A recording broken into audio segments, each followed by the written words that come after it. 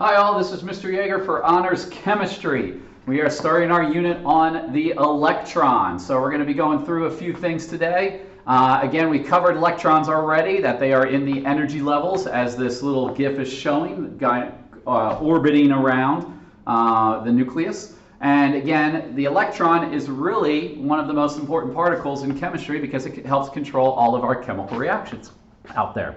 So here we go. So what we're going to look at in this particular video is, what is an electron? Okay, we're going to look at something called valence electrons, Lewis dot diagrams, and charge. All right. So a lot of just figuring out these numbers and why and how can I figure out valence electrons or charge. The Lewis dot diagrams have a lot to do with the valence electrons, so you'll see that pretty quickly. Okay. So just to kind of hit a little history of this stuff, you're going to see me kind of do this as we go through this unit. J.J. Thomson is the person that is credited for discovering the electron using a cathode ray tube. Basically, he shot these cathode rays in an electric field, saw that they were bending toward the positive side, and so he was like, hey, these little particles must have a negative charge, and I'm calling them electrons. So that is his cathode ray experiment that he's famously known for. Okay, so moving on already. Why is this so important? I already kind of mentioned it. Electrons are involved in our chemical reactions, all right, which is the core of chemistry. We did just talk about some nuclear reactions in our unit on atomic structure. The thing is, that's very kind of singular, looking at an individual atom and seeing what that nucleus does, and it'll form new elements. In this, we're looking at elements combining to form compounds, which again have their own unique physical and chemical properties. Since the electrons are on the outside, they are the skin of the atom. They are what's going to interact with another atom first. We're not even actually really going to get down to the nucleus. Again, the nucleus is actually way smaller than what's appearing right here. And these electrons are stretched really far out away from where that nucleus is. So it's not nearly as close. And so the electrons are going to basically shell the nucleus quite a bit. Okay, so they're the skin of your atom. Okay. And like we said before, electrons are arranged in energy levels, which we're going to cover more in a later video. Okay? The outermost electrons, the ones on the outside, okay, so I'll show that a little bit. These guys orbiting on the outside. So again, you can kind of see there's two energy levels in my carbon atom here. Okay? The electrons on the outside of the atom, okay, the outside of the atom, sorry, on the outermost ring of the atom, they are called the valence electrons, and they are the ones we're most interested in because, again, they are truly the outer layer of the atom, and they're going to be the ones that are going to be involved with these chemical reactions as we move forward. Okay? So we need to figure out how can I figure out valence electrons pretty quickly. And again, we're going to see how much these are involved with chemical reactions, so there's something really important we got to get used to. And we want to identify quickly. It turns out that there can only be 1 to 8 valence electrons. Okay? There's only 1 to 8. In the end, we'll learn that we cannot get more than 8 electrons on the outermost ring at any time. Okay? So we can find the valence based on the periodic table. So that's what we're going to go to next. And again, as we say here, I'm going to put another star there, even though there's 2 already there. The valence electrons will determine how the object reacts, its chemical properties. And we're going to see, because the periodic table is going to have a very strict pattern of how we identify the valence electrons, we'll see that the properties will repeat row to row on the periodic table, which again is kind of foreshadowing something coming up later when we investigate the periodic table in more detail. So, how can I find the valence electrons? Okay, so you see I have my periodic table here, basically all the all the elements. Okay, so what we basically look at is at least starting with the first 2 columns. So this is just for the first 2 columns here. All right, the column number will equal the valence number. Now I know on my periodic table here there's all sorts of numbers. I'm looking at the number at the very top here. I'm not interested in the 1A, 11A, you know, all that stuff. I'm just looking at the column number on top. In other words, column number 1 on your periodic table has 1 valence electron. Every single one of these atoms has 1 valence. Lithium, sodium, potassium, rubidium, cesium, francium, hydrogen too. all have 1 valence electrons. In the second column, all of these elements have 2 valence electrons. Okay? Excuse me. So 1 and 2. On the other side, on again this periodic table, and most, you can see we number the columns 1 through 18. I'm skipping these lower columns for now. Okay, so I'm ignoring those for the moment. I'm looking at the tall columns. In the end, I have 8 tall columns. 1, 2, 3, 4, 5, 6, 7, 8. Okay? On the right-hand side with the tall columns, if I look at the second digit of 13, the 3, that's the number of valence electrons. So therefore, if I start at the beginning, column 1 has 1 valence, column 2 has 2 valence, this column 13 has 3 valence, and sometimes we call it column 3. It's just the third tall column. Column 14, 4 valence, 15, 5 valence, 16, 6 valence, 17, 7 valence, and 18, 8 valence. Now there is one exception here. One exception is helium. Helium only has 2 valence. And that's because helium only has 2 protons. Its atomic number is 2. So it's not going to have a lot more additional electrons. And again, we go back to the idea that we consider all the atoms neutral initially. And again, that's what the idea that we're looking at is, from a neutral perspective, this is their valence electrons. So we don't really get into that much detail about the valence electrons for an ion. I mean, that in the end, it's going to be probably 8. All right? But helium is the exception. It is only 2 valence. But everything under helium is 8 valence. So hopefully pretty quick way to figure this out. 1, 2, 3, 4, 5, 6, 7, 8. Helium's the exception with 2. Okay? What about all these other elements, though, that I'm ignoring? The whole middle section and the whole bottom 2 rows. Okay? For all the other elements, okay, it turns out all of them have 2 valence. Okay?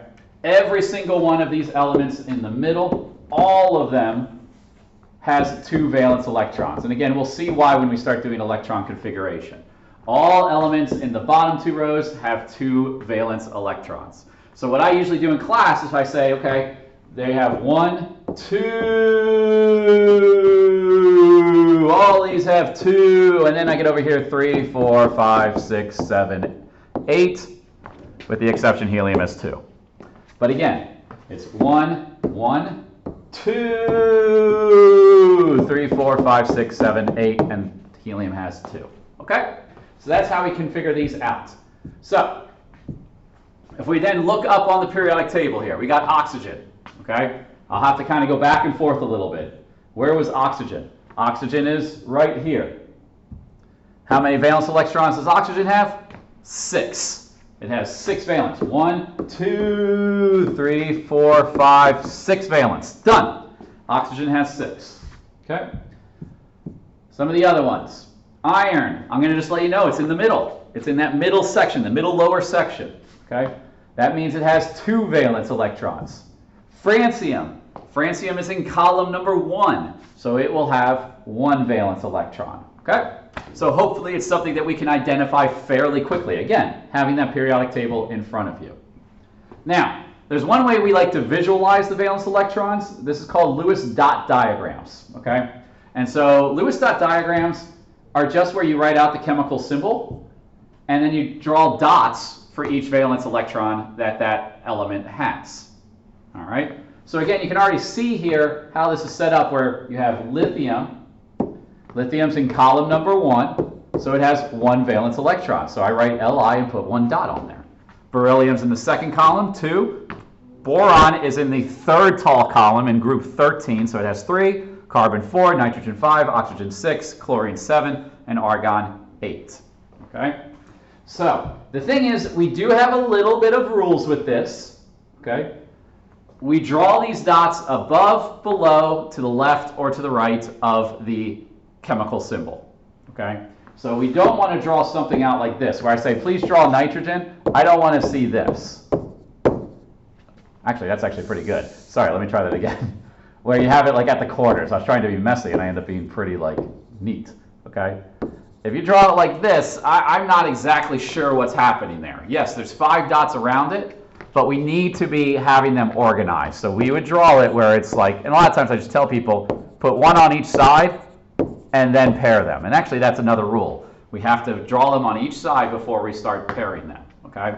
You can also see it doesn't matter which side I start with. As long as there's 5 dots around the nitrogen, and again located top, bottom, left, or right of it, you're good to go. Okay? So, that was my other rule I just said there. You cannot pair any dots until there's a dot on each side, so that's why you see that there in that case. The exception is good old helium again. Helium has so many exceptions. Okay? Again, it's just that oddball out, that number 2, it's just there. Okay? So you can draw the helium with both dots together, and we'll learn later that's basically because it's a noble gas, and there's only 2 electrons in the first outer energy level, so helium is showing that it's full and is blocking any more from coming in. The other elements are trying to kind of show that, hey, more electrons can come on in if we want them to. Okay? We'll see why in a moment. So let me go and draw these out. So I have indium. If you look find indium on the periodic table, it's in group 13, which means it has 3 valence. So we would draw this as 1, 2, 3. Again, I'm going to show this one more time. It's perfectly fine to be like this. 1, 2, 3. Both of those would be correct answers. Uranium. Uranium's in the bottom 2 rows, the bottom, like underneath the rest of the periodic table. So that means it has 2 valence, and so we would just do 2 dots, 1, 2. Bromine is in group 17, so we look at the 7, so 1, 2, 3, 4, 5, 6, 7. And then lead is in group 14, so that would be 4. 1, 2, 3, 4. Okay, so that's it. So identify valence based on which column, where it is in the periodic table, and then draw dots around the symbol. All right. Getting to ions now with charges and everything like that. Okay? Atoms with charge. Okay? If you recall back, we initially were saying, at least in Unit 2 on the atom, that everything is initially neutral. Okay? That's not true anymore. It turns out a lot of atoms are not stable being electrically neutral. They're not happy that way. What all atoms try to gain is they want what's called a full outer energy level to be stable. So those rings again. We want to have the maximum number of electrons in the outermost ring that we can possibly get, and then that atom will be stable. Okay? This basically means all atoms actually want what's they all want 8 valence electrons in the end. And this is called the octet rule. Oops, don't want to move any farther. So there again is an exception. The exception is hydrogen and helium only need to get 2 valence electrons. Okay? And this also is true for a couple other elements that want to become positive. We'll see in a moment. They actually go down to 2 valence electrons. Okay? But again, the first outer energy level, if I have an atom and draw 1 ring, this first outer energy level only can hold 2 electrons. All the rest can hold 8. 1, 2, 3, 4, 5, 6, 7, 8. Okay? But the first outer energy level, the first energy level can only hold 2. That's why hydrogen and helium are unique. But every other atom is trying to achieve this octet rule, a full set of 8 valence electrons in their outer energy level. So that will then determine and justifies why atoms do what they do to form ions. Okay? So atoms can gain, lose, or share electrons to get a full outer energy level. Right now, I'm only interested in the idea of gaining or losing electrons because that's what gives them charge. Sharing goes into what's called covalent bonds. Cover that later. Okay? So the general rule that we can use to figure out whether they're going to gain or lose is if the element has less than 4 valence electrons, it will lose electrons to get a full octet. So we're going to do a couple examples in a minute to explain that in more detail. But if it has less than 4 valence, it's easier for it to get that full outer energy level by losing electrons. And again, the thought process that I tell people to think about this is if you have 2 valence electrons, you either have to gain 6 additional electrons or lose 2 electrons to get a full outer energy level. Okay, because basically either I'm trying to move up and try to get closer to the higher energy level, or go back down and get to the lower energy level. Okay, so if you have more than 4 valence, you're going to see that they're going to gain electrons. Okay, if you have 4 valence electrons, those are going to be kind of unique ones. Generally, these types of atoms, you're talking about carbon and silicon, are going to share electrons. If it's not carbon, I mean, when we'll get to tin and lead, you'll see that generally they like to become positive because they're metals, and they will be positive 4. But carbon in the end can actually be positive or negative 4 in unique situations. Okay. 8 valence electrons, guess what? They don't react. Why won't they react? They already have 8. Okay. So there's 2 types of ions out there. We have what are called cations with my giant plus sign. These are created by losing electrons. Again, that's something that I know tricks some people. When I lose a negative electron, I'm going to become positive. Okay? So cations are positive by losing electrons. I'm mentioning this now, again, kind of foreshadowing stuff later. Cations are formed by metals. All right? Metals. All right? On the other side, we got anions. Anions are negative ions. They're created by gaining electrons because I'm gaining more negative charge. They're going to be formed by nonmetals. So real quick, I'm just showing you this now. Where metals and nonmetals are on the periodic table. Again, there's going to be another lesson about the periodic table where we go in a little more detail with this. But essentially, all I want to show is the fact that metals are essentially on the left side of the periodic table, and are all of these elements down here and everything. So, I mean, you're talking about elements that have 1, 2, and 3 valence electrons, with obviously like an exception with boron where it does have 3 valence electrons, but it might actually lose those electrons. I mean, for the most part, it still gains. Boron we should include with this. Sorry about that. Boron is also 3 and will generally lose electrons, even though it's not officially a metal. Okay. On the right-hand side, where we run into 5, 6, 7 valence electrons, we're in non-metal territory. So again, that's why we say, in general, metals form positive cations. In general, nonmetals form negative anions. All these ones that are in red along the staircase that we call it, they're kind of going to go either way. Okay, they're a little bit funky at times. They have properties of both metals and nonmetals. Okay, so determining the charge. How can I figure out what charge the atom will come? So again, there's a couple of methods with this, with the main one being looking at the periodic table. Okay, so what we would want to do first basically is go recognize the valence electrons that you have. How many valence electrons do you have? So I have 2 examples here. So I have calcium. Calcium has 2 valence electrons. It's in column 2.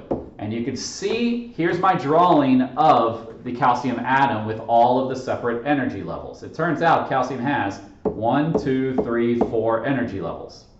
It has 2 valence because on that outermost energy level, it has 2 electrons. Okay, we don't care about all the other ones inside. It has other electrons, but they're inside. The idea is, again, we ask ourselves, will calcium 1,2 gain 6 more electrons, because then it'll have 8, okay, gain 6 or lose 2? If it loses 2, it'll lose this outer energy level, and nothing will be on it, which means the third energy level will be the outermost ring, which is what's being shown here. Okay? So if it loses these 2 electrons, it'll become positive 2 charged cation. And now that positive 2 cation has 8 valence electrons in the outermost shell. That's what it wanted. So now it's more stable. Okay? So that's an example where cations will shed its outer layer, all of those electrons, and go to one of the inner energy rings. And that one will already be full. Okay, we'll learn we have to have that one full before we fill out outer rings. Chlorine on its outer energy level, its third energy level, 1, 2, 3, has 1, 2, 3, 4, 5, 6, 7. So it has 7 valence electrons, which means it can either gain 1 more or lose 7. Well, what would be easier? Gain 1. So what it's going to do is it will probably grab 1 electron from some other atom and add it to its, sorry, I put it right here, and add it right to this one right here and pair it up right there. And if it gains that 1 extra electron, it now has 8 valence electrons on it. Oh, there you go. So that's where everything's explained. So the other way, and I mean, again, we want to know that first method so we know why we're doing it. But the other way that we can quickly identify charge is by just looking at the periodic table. Again, if you have to justify why it's the charge, you'd go back to method number 1. For this, for the periodic table, basically all we have to do is, again, look at the columns. Okay? And so what I'd say, what I do with this is, I mean, and we usually write this down in our tables, is we just go column by column. And again, we're going to mainly focus on the top ones. We'll mention what the middle is in general, but we'll look at the top ones. Group 1, they have 1 valence electron. They're going to lose it, so they're going to be +1. All of these elements in the first column form +1 cations, including hydrogen, which we're going to learn is not a metal, okay, but it still has a +1 charge. Okay. Column 2, guess what? It's +2. We're going to skip the middle for now. Column 3, it has 3 valence. It's going to lose those 3 valence electrons. So this is going to be +3. Okay. Column 14 or 4, whatever you want to call it, with 4 valence electrons, I call this the switch. Okay. I call it the switch. I don't want to write +4, -4 right there. We're generally going to ignore this column. Okay. For most, at least at this point. Again, we'll come back and we'll definitely be using some tin and lead ions, but those are ones that we will probably give you the charge for because they can be multiple charges. Okay, so I call this 4th column a switch. What am I switching? Well, at nitrogen group, at this 15th column, they have 5 valence electrons. So what can they do? They can either gain 3 or lose 5. They're going to gain 3, so they're going to be -3. So what did I switch from column 13 to column 15? The number stayed the same. I'm switching the charge over. And what I now do is basically count back down. At 6 valence, they want to gain 2, so they're going to be -2. Halogens, they have 7. They want to gain 1. They're going to be -1. And noble gases, we just say basically there's 0 charge. Okay, if you ever ask what's the charge of a noble, we don't know what noble gases are yet, sorry, of any of these elements at the end, there's 0 charge. Okay, but there you go. You got +1, +2, +3, jumping again across the middle, switch, -3, -2, -1. Okay, the biggest mistake I see people do is almost everybody gets the first 3 columns right, and then I see some people mess up and they'll go -1, -2, -3. That's not correct. Okay, so we're switching the sign. For now, if I ask you, what's the charge of anything in the middle or at the bottom here? We're going to just generally just say the best answer at this time is +2 because they have 2 valence electrons. That is not true for these elements down here. When we learn about transition metals, they can have multiple charges. Okay, they can have multiple charges as they go through it. All right, but at least if you just have to take a good guess, you want to say +2, and that's probably one of their charges that they do take. All right, I think that's pretty much it. Yep. All right, so there you go. We went over valence electrons, identifying on the periodic table, drawing Lewis dot, and then identifying charge. Have a good one.